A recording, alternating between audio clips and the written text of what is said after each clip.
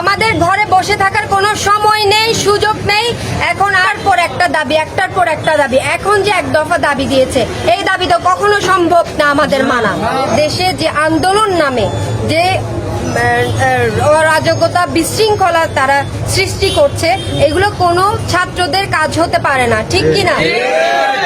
এখানে ছাত্রলীগ আছে, আমাদের প্রত্যেকের পরিবারে কারো ভাই কারো বাচ্চারা ছাত্র হিসেবে আছে। একটা ছাত্র ছাত্রীর মনোভাব, আমরা নিজেরাও ছাত্র ছাত্রী ছিলাম, একটা ছাত্র ছাত্রীর মনোভাব তারা কতটুকু পর্যন্ত কি করতে পারে সেটা আমরা জানি। একটা শিক্ষিত মানুষ কোনো সময় একটা দেশের সম্পদ কখনো নষ্ট করতে পারে না, কারণ এই সম্পদগুলো তৈরি করেছে মাননীয় প্রধানমন্ত্রী তাদেরই জন্য।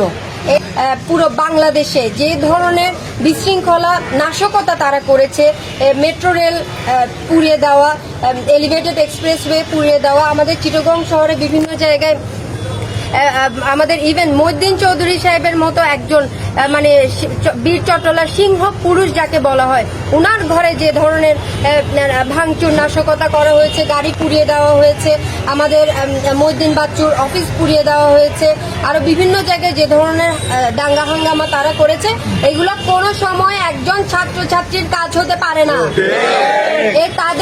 তাদের উপর সিঁড়ি দিয়ে তাদেরকে ভর করে জামাত শিবির এই বিশৃঙ্খলাগুলো তারা করে যাচ্ছে। তাহলে এইগুলোর জন্য আমাদেরকে কি করতে হবে? শক্ত হাতে প্রতিরোধ করতে হবে, শক্ত হাতে দমন করতে হবে। তাহলে এখন দেশে তারা যে নৈরাজ্য সৃষ্টি করছে, তারা যে বিশৃঙ্খলা সৃষ্টি করছে, এইগুলোর জন্য আমাদের সব সময় সজাগ থাকতে হবে। আমি আমার ফটিকছড়ির সর্বস্তরে জনসাধারণ সহ আমাদের আওয়ামী লীগের, উপজেলা আওয়ামী লীগের সম্মানিত সভাপতি, সাধারণ সম্পাদক সহ আমাদের উপজেলা আওয়ামী লীগের যারা নেতৃবৃন্দ আছেন, আমাদের ইউনিয়ন প্রত্যেকটা ইউনিয়নের যে সভাপতি, সাধারণ সম্পাদক রয়েছে, ওয়ার্ড পর্যায়ের যে কর্মীরা রয়েছে, এবং আমাদের পৌরসভা, দোনোটা পৌরসভার প্রেসিডেন্ট সেক্রেটারি সহ আমাদের ওয়ার্ড লেভেলের যে কর্মীরা রয়েছে, তারা সবাই সজাগ ছিল বলে, আমাদের অঙ্গ সংগঠনের সকল নেতৃবৃন্দ তারা সবাই সজাগ ছিল বলে আলহামদুলিল্লাহ আমাদের ফটিকছড়িতে কোনো ধরনের তাণ্ডব তারা চালাতে পারেনি। এই জন্য আমি আমার ব্যক্তিগত পক্ষ থেকে, আমার সংগঠনের পক্ষ থেকে এবং উপজেলা আওয়ামী লীগের পক্ষ থেকে আমি সবাইকে অনেক অনেক ধন্যবাদ জানাচ্ছি এবং কৃতজ্ঞতা প্রকাশ করছি। কিন্তু এখানে কি আমাদের দায়িত্ব শেষ? আজকে 6টা থেকে সরকারিভাবে একটা নির্দেশনা এসেছে, আজকে 6টা থেকে কারফিউ জারি করা হয়েছে।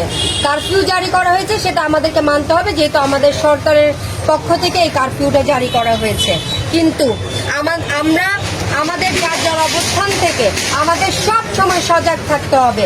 যখনই আমাদের কেন্দ্র থেকে কোনো নির্দেশনা আসবে, যখনই আমাদের জেলা থেকে কোনো নির্দেশনা আসবে, যখন আমাদের উপজেলা থেকে কোনো নির্দেশনা আসবে, সেই নির্দেশনা মোতাবেক যখন যেখানে আসতে বলা হবে, আপনাদেরকে আমি বিনীতভাবে অনুরোধ করব তখনই সেই জায়গায় আপনারা উপস্থিত হবেন, অথবা যে নির্দেশনাটা আপনাদেরকে দেওয়া হবে সেই নির্দেশনা মোতাবেক আপনারা সেই কাজগুলো দয়া করে করবেন।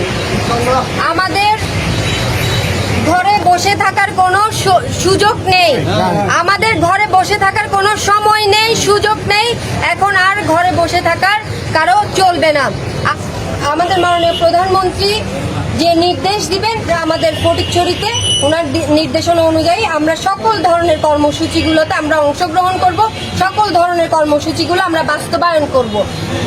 কারফিউ থাক, কারফিউর মতো আমরা আমাদের অবস্থান থেকে এই যে ছোট ছোট বাচ্চা ছাত্ররা, ওদেরকে আমি আপনাদেরকে বলবো, আশেপাশে বাড়িতে যারা আছে, আত্মীয় স্বজন যারা আছে, এই ধরনের ছাত্রছাত্রীদেরকে আপনারা বোঝাবেন। আসলে ওরা তো আমাদেরই ছেলে মেয়েরা, ওরা কখনো এই ধরনের বিশৃঙ্খলা এগুলো করতে পারে না।